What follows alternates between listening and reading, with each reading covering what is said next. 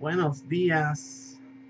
The Jaybird Challenge numero cuatro today.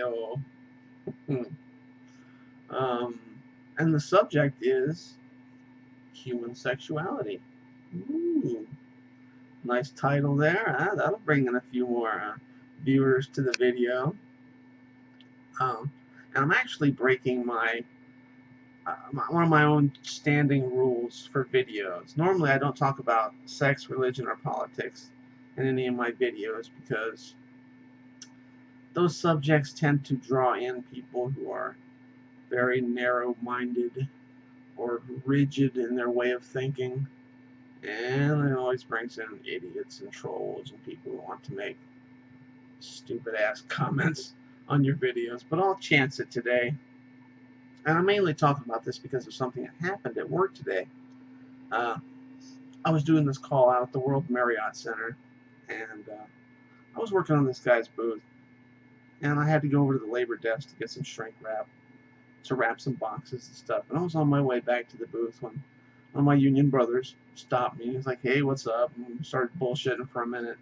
And while I was standing there talking to the guy, I overheard this other person in a booth, some exhibitor. I don't know who he was. I'd never seen him before, but he was just on a tear about gay people and how he hated gay people and they were sodomites and Gomorrites, and how could they possibly choose to be like that, and how everybody's pushing for gay marriage nowadays, and it's just gonna destroy the fabric of our society if they let gay people get married. And I was just trying not to listen to this ignorant person, but it really ruffled my feathers. And when I left and I went back to work, I was kind of down and angry, and I tend to avoid that because whenever I get mad about shit, it tends to hang over me like a black cloud, and even my coworkers could tell that I was a little more down than I was before. But it just ruffled my fur. I was like a cat with its fur rubbed backwards for the rest of the day. So I decided to just talk about it, to vent and get it all out here. But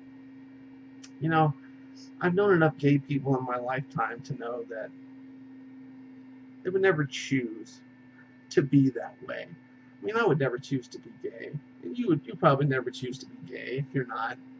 I mean, it's just a ridiculous concept that people choose to be like that. I've known enough gay people during my life that I've heard the same story over and over again. They'll say that, they were a kid, like regular kids. They knew they were a little bit different for some reason, but they didn't realize until they got to puberty and found themselves attracted to the same sex instead of the opposite sex. And then they basically had a choice. They could either come out and tell everybody they were gay, or they could hide in the closet.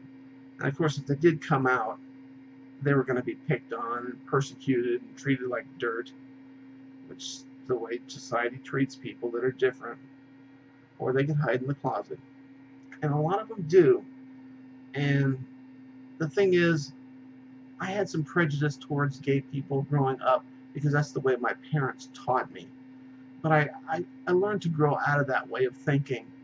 And so did my parents, actually. And it was all because of this one person, this guy named Paul, who rented a trailer from my parents. My parents owned a trailer park down in Key West. And we had this guy, Paul. I don't remember his last name. But he would rent one of our trailers year-round. And he had a great job. He worked up on the Great Lakes as a cook on like tankers and stuff for 6 months of the year. And he'd make enough money so he'd come to Key West and just have fun and party and travel to South America and stuff like that.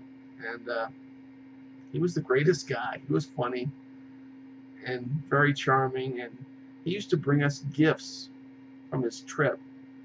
And I actually still have a machete from El Salvador in my closet as a gift that he gave me a long time ago, and I thought it was a really great guy.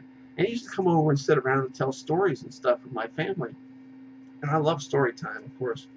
And he opened up to my family and told us all about his life and how he was in the closet for a long time. And then when he was like in his late 20s, early 30s, his mom died, who was very religious. and he could never tell her that he was gay. And after she died, he decided to come out and told his wife and his 3 sons that he was gay. And he said the greatest day of his life was the fact that when he told his 3 sons that he was gay, that they all said, you know, we don't care. You're our dad, and we love you for who you are. And of course, they were a little disappointed that their parents were getting a divorce, but they understood the logic of it all. And his wife was like his best friend, so, you know, they stayed as friends after that. And I don't know, it kind of made my whole family realize that being gay is just normal for some people. I mean, scientists say that there's like 480 species of animals in the wild that have homosexuality in their species. So why is it humans look at that so differently? It's something that we're taught. Religion says that it's wrong, so it can't be right. I mean, 1 in 10 people are gay. So 1 in 10 people are left-handed too. Are we going to discriminate against them? Yeah, you know, it doesn't make a lot of sense in the long run. So I can't understand the hatred and the prejudice that gets carried on over people being different sexual preferences. I mean, there's gay people and straight people and bisexual and pansexual, and you know, it's all about love, and it should be also about tolerance. I mean, they say there shouldn't be gay marriage, but that's ridiculous. People of all races and all sexual preferences should be allowed to get married and be happy. It's all about being happy, isn't it? So, there you go. There's my rant for today. I feel better talking about that. So, all right, Megan, you're up, and you get to talk about sex in this video.